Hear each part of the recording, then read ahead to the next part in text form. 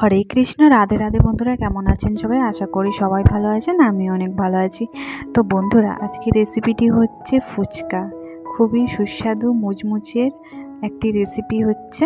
তো দেখুন, প্রথমে আমি হাফ কাপ মতন আটা নিয়েছি, আর 1 কাপ মতন সুজি নিয়েছি, আর একটু সামান্য পরিমাণে সোডা দিয়ে আমি এই আটাটাকে ডো করে এভাবে রেখেছি। দেখুন, এভাবে শক্ত, খুব শক্ত না, আবার খুব নরম না। আমি ঠিক এরকম করে আটাটাকে মাখিয়ে প্রায় 1 ঘন্টা রেখে দিয়েছি। তো দেখুন, আমি এইভাবে মাখিয়েছি।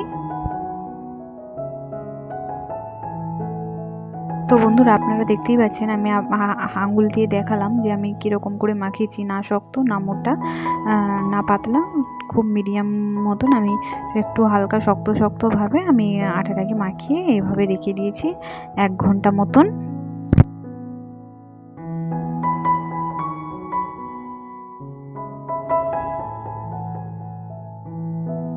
তো চলুন এবার আটাটাকে লিচি হিসাবে কেটে নিয়ে চলুন। তো দেখুন, প্রথমে আমি বেলুন চাকতি নিয়ে নিয়েছি, তারপরে এইভাবে আটার ডোটাকে এরকম লম্বা লম্বা করে এরকম সাইজ দিয়ে নিয়েছি। তো তারপরে দেখুন, এভাবে ছোট ছোট করে আমি হচ্ছে গিয়ে পুরো আটাটা এভাবে ছোট ছোট করে কেটে নেব। তো দেখুন, আমি ঠিক এরকম সাইজের আটাগুলো কেটেছি, লিচিগুলো। তো এরকম করে পুরোটা আমি ছোট ছোট করে এরকম সাইজ করে কেটে নেব। তো দেখুন, আমার পুরোটা কাটা কমপ্লিট। আমি এইভাবে ছোট ছোট করে পুরোটা একদম কেটে নিয়েছি, গোল গোল করে নিয়েছি। তো চলুন এবারে বেলা যাক। তো দেখুন, প্রথমে আমি বেলুন চাকতিতে নিয়ে নিয়েছি হালকা সামান্য পায়ে। তো দেখুন, আমি এরকম করে বেলে নিয়েছি সবগুলো। তো চলুন এবার ভাজা যাক। তো আমার ভাজা কমপ্লিট। আমি ভাজানোর ক্লিপটা তুলিনি, তো আপনাদের দেখানো হয়নি, পরে দেখাচ্ছি ফুচকাগুলো আপনাদের। তো প্রথমে দেখুন, আমি এখানে একটা আলু সিদ্ধ করে এভাবে মেখে রেখেছি, আরেকটা নিয়েছি এখানে শসা কুচি, গাজর কুচি, আর পেঁয়াজ কুচি, আর নিয়েছি 1 টুকরো লেবু। তো দেখুন, এভাবে কেটে নিয়েছি। আর নিয়েছি এখানে আমি জিরে, ধনে, শুকনো লঙ্কা, আর হচ্ছে গিয়ে এটা ভালো করে ভেজে গুঁড়ো করে রেখেছি। তো দেখুন, তারপরে আমি আলুটাকে এখানে দিয়ে দিচ্ছি। প্রথমে শসা কুচি পরিমাণ মতন আলুর মধ্যে দিয়ে দিচ্ছি। তারপরে দিয়ে দেবো পেঁয়াজ কুচি পরিমাণ মতন। তো আমি আমার পরিমাণ মতন পেঁয়াজ দিয়ে দিয়েছি, আর দিচ্ছি পরিমাণ মতন গাজর কুচি।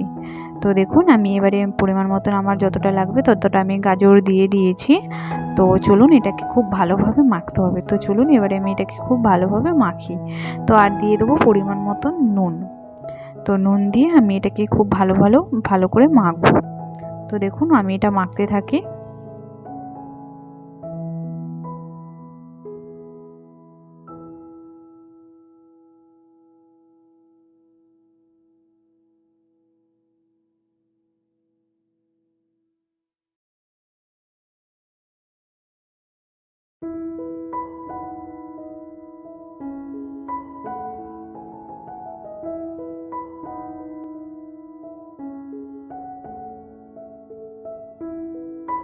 তো গাজর, শসা, পেঁয়াজ আর নুন দিয়ে ভালো করে মাখানো হয়ে গেছে। এবারে আমি দিয়ে দিচ্ছি ভেজে রাখা ধনে, জিরে আর শুকনো লঙ্কা একসঙ্গে যে বেটে রেখেছিলাম, সেটা এবারে দিয়ে দিচ্ছি।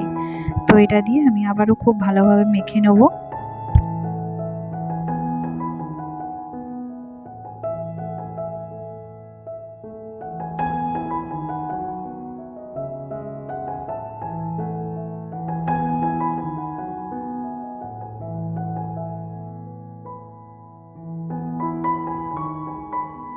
তো দেখুন, আমার আলু মাখা একদম কমপ্লিট হয়ে গেছে। তো চলুন এবার টক ঝোলটা করি।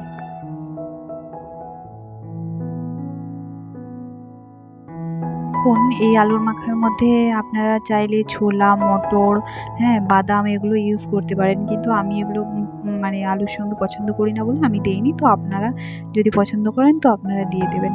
তো দেখুন, তারপরে আমি এখানে টক ঝোলটা করে নিয়েছি। প্রথমে দিয়েছি তেঁতুল দিয়ে, নুন দিয়ে, বিট নুন দিয়ে, আর ভাজা যে মশলাটা করে রেখেছিলাম সেই ভাজা মশলাটা দিয়ে, লেবু দিয়ে, শসা, গাজর দিয়ে আমি টক ঝোলটা এখানে করে নিয়েছি। তো দেখুন, দেখতে খুব দুর্দান্ত হয়েছে, আর খুব টেস্টিও হয়েছিল টক ঝোলটা। তো দেখুন, তো আমার টক ঝোল একদম কমপ্লিট। তো আর যে আমি ফুচকাটা ভেজে রেখেছিলাম, আপনাদের ক্লিপটা দেখানো হয়নি। তো দেখুন এই যে আমি ফুচকাটা ভেজে রেখেছিলাম, তো সবগুলোই ফুচকা আমার ভালোভাবে ফুলে গেছে। তো এখানে আমি অল্প কটা নিয়ে আপনাদের দেখাচ্ছি। তো দেখুন ফুচকাগুলো খুবই মুচমুচে হয়েছে, আপনারা দেখতেই পাচ্ছেন, একদম হাত দিলেই ভেঙে যাচ্ছে। হ্যাঁ, খুবই মুচমুচে হয়েছে ফুচকাগুলো, আর সবগুলোই খুব ভালোভাবে ফুলে গেছে। হ্যাঁ, খুব ভালো হয়েছে ফুচকাগুলো। তো এবারে আমি ফুচকার মধ্যে আলু দিয়ে দেবো। তো আমি আলু দিয়ে দিচ্ছি,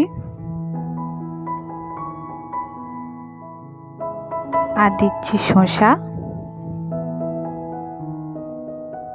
আর দিচ্ছি গাজর, আর হচ্ছে গিয়ে পেঁয়াজ একসঙ্গে কুচিয়ে রেখেছিলাম, সেটা আবার দিয়ে দিচ্ছি। আর অল্প করে একটু লেবুর রস দেবো ওর এরপরে। তো দেখুন অল্প করে একদম লেবুর রস দিয়েছি। এবারে দেবো টক জল দিয়ে এবারে। তো আজকের ভিডিওটি আপনাদের যদি ভালো লেগে থাকে অবশ্যই একটি লাইক, কমেন্ট, শেয়ার, সাবস্ক্রাইব করে দেবেন। দেখা হচ্ছে পরের ভিডিওতে, ততক্ষণের জন্য টাটা, হরে কৃষ্ণ, রাধে রাধে। আর একটা কথা, আপনারা যদি এরকম নতুন নতুন রেসিপি দেখতে চান অবশ্যই আমাকে কমেন্ট করে জানাবেন, আমি চেষ্টা করব আপনাদের নতুন নতুন ভিডিও দেখার। তো ততক্ষণের জন্য টাটা, হরে কৃষ্ণ।